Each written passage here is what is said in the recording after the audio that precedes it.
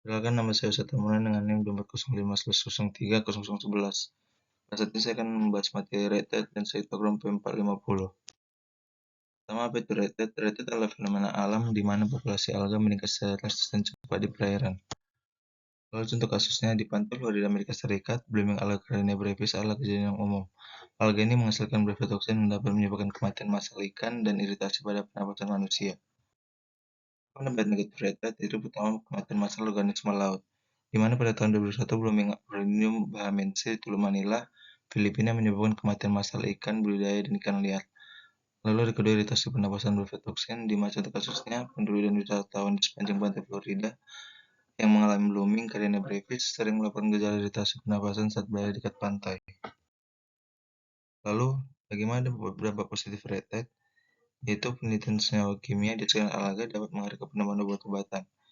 Seperti contoh kasus, penelitian terhadap brevitoksin ini menunjukkan farmakologis, seperti kemampuan untuk mempengaruhi saluran natrium dalam sel saraf.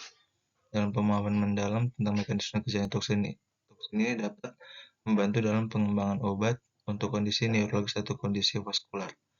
Lalu ada pengembangan deteksi dan mitigasi. Pengembangan biosensor portable yang dapat dengan cepat mendeteksi keberadaan toksin saksitoksin dalam sampel air atau kerang, yang dimana hasilnya digunakan untuk kebutuhan memantau keamanan makanan laut selama peristiwa Red Tide. Lalu bagaimana penanggulangan dampak negatif Red Tide ini? Itu pengelolaan rutin di mana mengelola hasil dari sisa makanan ataupun pertanian agar tidak langsung ke teluk. Lalu kedua, mitigasi langsung di mana setelah kejadian Red Tide langsung untuk mencari solusinya. Lalu ketiga, edukasi dan kesadaran masyarakat. Edukasi masyarakat tentang Red Tide ini penting agar masyarakat dapat juga mengurangi atau mencegah bagaimana agar tidak terjadi Red Tide. Lalu contoh kasusnya di Teluk Tanpa Bay, Florida, Amerika Serikat, program pemantauan kualitas air yang komprehensif secara rutin mengukur kadar nutrisi, salinitas, suhu, dan populasi alga. Ketika terjadi peningkatan signifikan, otoritas setempat melakukan peringatan kepada masyarakat untuk menghindari area pantai tertentu dan melarang pengambilan kerang. Dengan saya sebagai mahasiswa tentang Red Tide ini, yaitu pertama, berdampak pada keanekaragaman hayati, di mana dampaknya menimbulkan kerugian. Lalu kedua, ancaman terhadap kesehatan masyarakat, di mana ancaman ini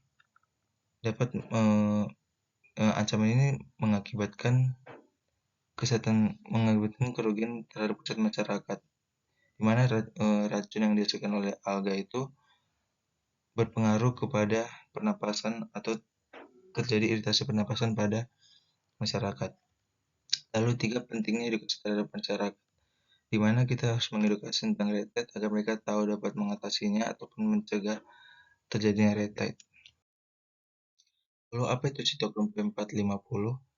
Cytochrome P450 adalah superfamili besar enzim monoeksinase yang mengandung heme sebagai kofaktor. Fungsi utamanya adalah memetabolisme berbagai senyawa endogen dan eksogen. Reaksi yang dikatalisis seringkali menimbulkan oksidasi. Lalu bagaimana manfaat Cytochrome P450?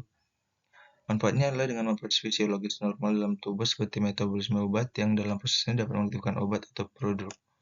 Metabolisme obat ini mempengaruhi efikasi, durasi aksi, dan eliminasi obat dari tubuh. Dan yang paling penting untuk mencapai efek terapeutik dan yang optimal dan menghindari efek samping. Lalu bagaimana mekanisme katalisasi Cytochrome P450?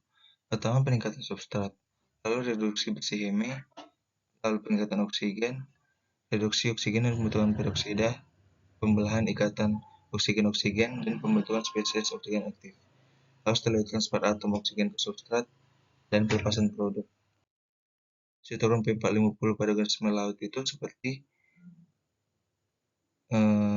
dapat ditemukan juga pada organisme laut seperti ikan, moluska, crustacea, alga, dan bakteri laut.